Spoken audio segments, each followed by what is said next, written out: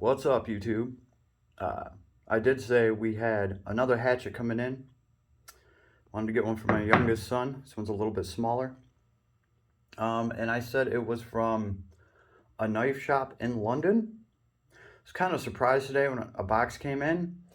It says the origin is from Pakistan. So I did a little bit of digging because I was like, wait, what? What? It does say that if they cannot fulfill your order from their warehouse or their shop in London, UK, they will send something out from their, what do they say? Their Asian location. Now, I'm not a geographer, but is Pakistan part of Asia? Is that Asian? I don't know. I don't care. I just wanted a good axe. Really don't care where it comes from. I don't care if gremlins made it or elves made it. Really. So let's actually take a look at it, right? I have it next to the White Hills Knives monstrosity here, just kind of for comparison. This is already a short hatchet. This one is a little bit shorter, right? As you can see here, it does come with a sheath, I dare say. And actually, one of the things on this that caught my eye, I know you can't probably see it very well in the camera, but that kind of does look like a Pakistan star to me or something. I can't really read what it says, something in the state of something. Still, cool little button, right? Here's what comes on the White Hills Knives sheath, which, by the way, this sheath does not work. In case you guys didn't see the vid on this, this thing is just absolutely shit trash. It's thinner. It feels brittle. It feels like it's just going to snap. This actually feels like leather. It's a little bit thicker. It's like this nice brown leather. And this actually fits on here, right? This actually fits on here nice and tight. There's no blade coming out. There's nothing to cut anybody. If I put this sheath on right now, the very bottom of this hatchet will slide right out of the bottom of the sheath, right down here. Like the tip of this blade will slide out of here. And then it'll put a hole in your hand. What is going on with the craftsmanship in America? Like, damn. That's what I found myself saying after I really compared these two. Also, fun little fact, price point, right? You might recall that the White Hills Knives axe was $160. That was before I took it to a blacksmith to actually fix it and put this nice blade on it. No, it did not come with a nice blade like this. The blade had to be regrinded, and I got some handle work done just to get a good grip on this thing. It works great now, right? This bad mamma jamma comes with a different kind of handle. They've already worked some kind of texture into it. I feel no need to get this handle worked on. It fits in my hand great. It's not going to matter if you have a glove on. Just the texture on this is awesome. Your hand bites into it great, right? So the handle has got to go to the Pakistan axe, hand down. The sheath has to go to the Pakistan axe, hands down. This ain't even comparable. Oh, other side. This thing, bam, one button, snaps off. Look at that badass blade. All right, kind of comparable. Put them side to side, handle to handle. So this one's a little bit taller, but this one, just look at that blade quality. This comes with a way better blade straight out of the box. Now, I am a perfectionist when it comes to the blade. The very, very bottom of the blade down here, the very bottom, has a small deviation at the very bottom. Most people would never even notice it. That's about all I could find. Going over this thing as finely as I could. That's all I could find. With this, yo, I could take this thing out from like 5 feet away and instantly see that the blade was completely just crap on it. And that's why I had to take it to an actual blacksmith that gave a shit. This is an amazing head design, though, from White Hills Knives. That's why we keep looking at it. One of the things I like is the back head on it, right? You can put some nails down with that. And it has this notch right here that, look how nice your thumb goes in there. It just, it's just nice to hold like that. It feels real nice. This one doesn't have that. You can just get your knuckle in under there and you can shave things down.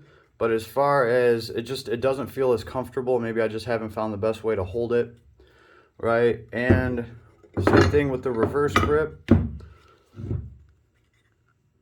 You can hold it. It doesn't feel as nice and easy as this one.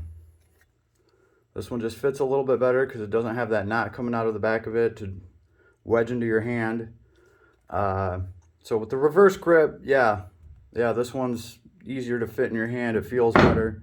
But most people aren't going to be doing stuff like that with it, right? You might choke up on it to shave something down. Other than that, you're probably actually going to be chopping with it.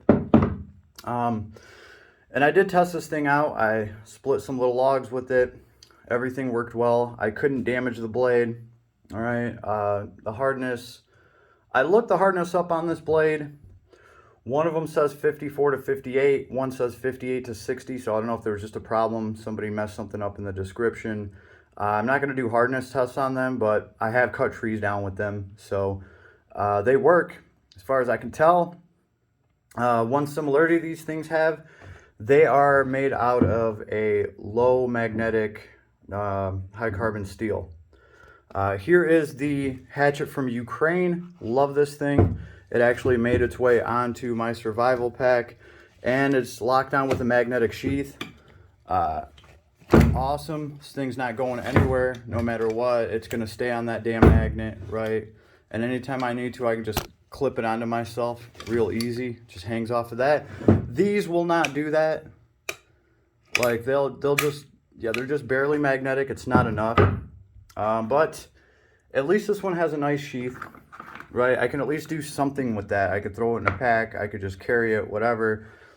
This one, I can't even do that because this sheath is such trash. One cool thing about this is it gave me some inspiration on what I'm going to do with this one. I'm just going to have to make my own sheath.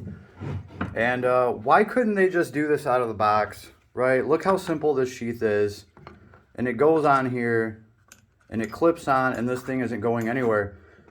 I could do that to this same axe, right? And the design of this sheath will actually work, right? It will actually work. It's just that the blade won't fit all the way in. It's like if this sheath was just a little bit longer, right? If I could just tuck that blade in there, this clips around, this thing wouldn't go anywhere. But we're just that much short. So that tells me I need to make a sheath exactly like this and just run it a little bit longer. But why the hell would you ever waste your time just like making and designing this when you could make this with less hassle and less material? Look, I don't care if this shit's twice as cheap. You use twice as much of it to make the damn thing and it doesn't even work. This makes no goddamn sense. So again, it's just a blowout, right? You got a better handle, more functional out of the box. You got a functional sheath. The price is right. We're talking like a $50 difference here. This thing's like 110. This one's like 160. Really, there's no comparison. So at the end of the day, I find myself asking, what happened to all the quality work in America? What the hell? Pakistan, blowing us the fuck away. Ukraine. Well, no wonder Ukraine's winning the war over there. Look at this work ethic. And then we have this shit built right here in our own backyard. White Hills Knives. You guys should be a goddamn shame to yourselves. This is what's being sold on Amazon. Yeah, I think this is when I told this guy that this thing had a shitty blade on it and everything. He probably didn't give a shit because he has some contract with Amazon, so he just doesn't give a shit, right? He's just going to sell as many of these as he can. He's not going to fix anything. Another thing is, look how thin. There's barely any material here. This is what I'm worried about with this axe. There's barely any material here. If anything, we'll have a cracked axe head right there. Right? This one, there's tons of material all the way around there. The hole's nice and centered. Somebody with some better work ethic built this, and it shows. So about the only thing I could change about this that I could take from this is I would make this a square back head, just like this one, so it would function the same.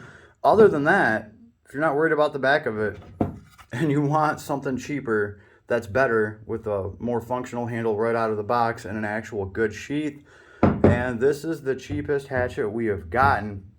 So I'm pretty happy about this one. Very cool, very nice design, looks great, weighs great, balanced very well, easy to take with you, kind of smaller even for a hatchet, right? If you can fit one of these, you can definitely fit one of these. And if you can afford 2 of these for the same price, you can get 3 of these. So yeah, if you guys want to look them up, it is called like the London Knife Shop on Etsy. Yeah, you just type in bearded hatchets, they should come up. And this one's pretty easy to pick out, $110, right? And then just depending on what your shipping is always going to be better and cheaper than this. White Hills Knives, I'm sorry, but we're going to be talking about you guys for a while here just because the quality was so shitty and it was just such a damn letdown. I really expected more. Anyway, this is what I think about the Pakistan axe. It's pretty freaking awesome. So yeah, I hope you enjoyed. Later, everybody.